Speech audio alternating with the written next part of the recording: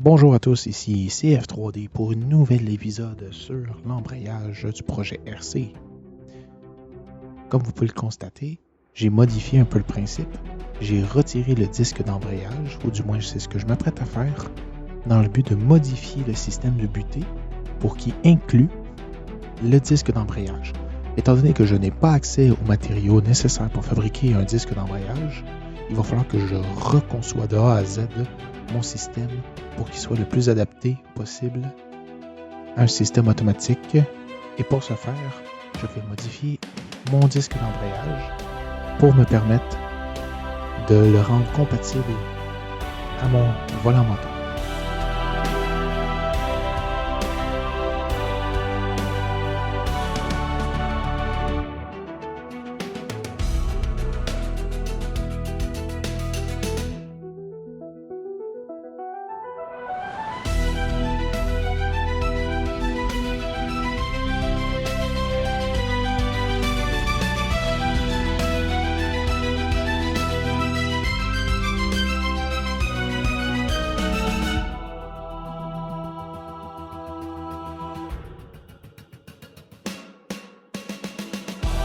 Comme vous avez vu à l'instant, j'ai ajouté, ou du moins j'ai retiré de la matière sur ma butée d'embrayage dans le but de ajouter un système de roulement à billes qui va permettre la rotation du système de butée tout en permettant aussi d'avoir un bras qui va être adapté au système de roulement pour permettre le mouvement de va-et-vient. Mais en ce moment, je vous montre exactement de quoi que je parlais tantôt. Je vais ajouter les dents qui vont aller se fusionner dans mon volant moteur, dans le but que lorsque le système va se connecter, ce qui veut dire qu'il va connecter le moteur à la transmission, il puisse transmettre le mouvement de façon ponctuelle. Bien entendu, j'ignore si le système va être faillible, mais c'est tout ce que j'ai trouvé. De plus, cela va me permettre d'ajouter comme c'est le principe que la transmission et l'embrayage vont baigner dans la même huile, prévenant aussi l'usure prématurée. Cependant, j'ignore si le principe va fonctionner. Donc, dans ce concept-là, l'huile va être évacuée par inertie, étant donné que le moteur va être libre de ses mouvements lorsqu'il va se désembrayer par rapport à la transmission qui va être en mouvement libre. On va pouvoir faire circuler l'huile, ce qui va permettre un renouvellement de l'huile à transmission. L'huile à transmission puis l'huile d'embrayage va être la même. Donc, cela va permettre de réduire la différence de type de fluide. Puis ça devrait permettre aussi au système de simplifier la conception de la transmission.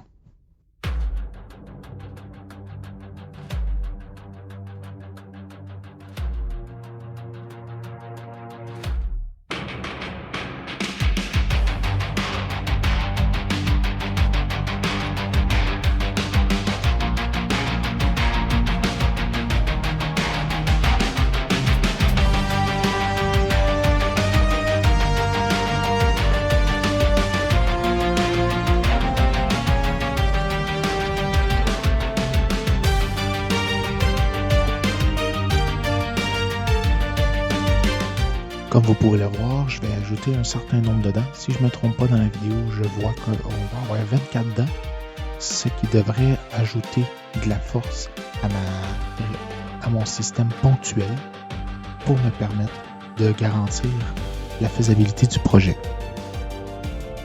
Puis comme vous avez pu voir, j'ai ajouté des rayons et des arrondis pour plusieurs raisons. La première, c'est que j'ai l'intention que cette pièce-là soit usinée, mais j'ai l'intention que les pièces, les dents, soient très résistantes. Je ne peux pas faire un usinage ponctuel ou avec des cavités de moulage. Il va falloir que je l'arrondisse les extrémités pour permettre au système que lorsque le mécanisme va s'enclencher, il puisse rapidement être guidé grâce à un angle comme que vous avez pu voir. Puis les rayons vont permettre justement comme une fusion naturelle avec la pièce. Toute la denture va être arrondie pour augmenter la résistance et réduire les potentiels défauts de fabrication dus aux concentrations de coûts.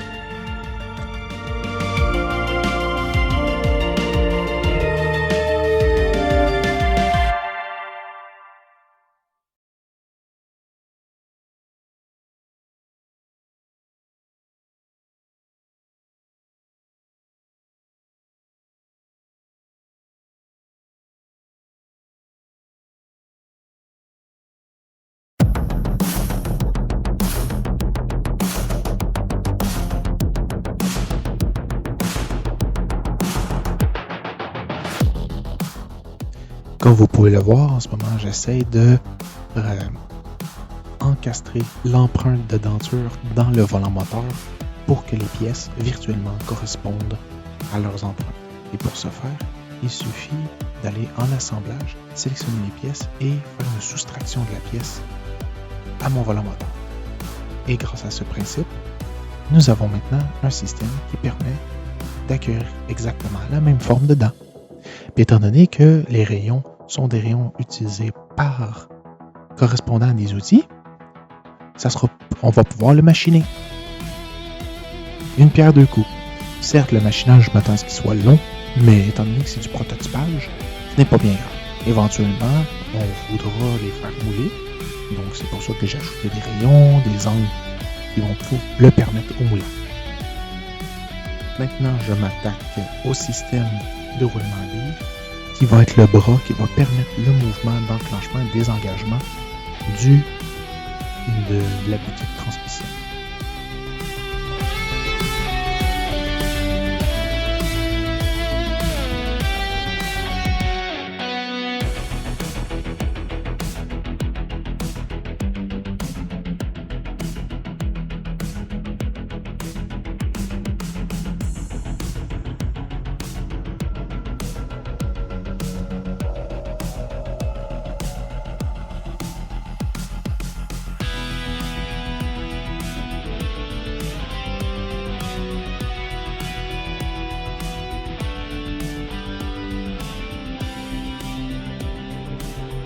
Comme vous pouvez le voir dans mon système, j'ai remarqué qu'il y avait un petit défaut.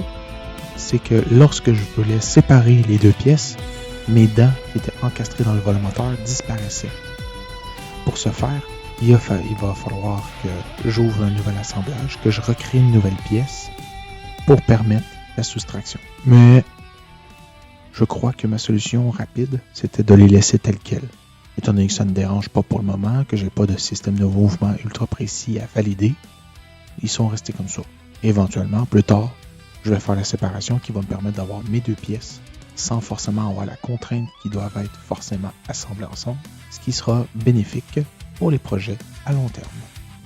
J'espère que cette vidéo vous a plu. N'hésitez pas à laisser un commentaire, un pouce bleu et je vous dis à la prochaine!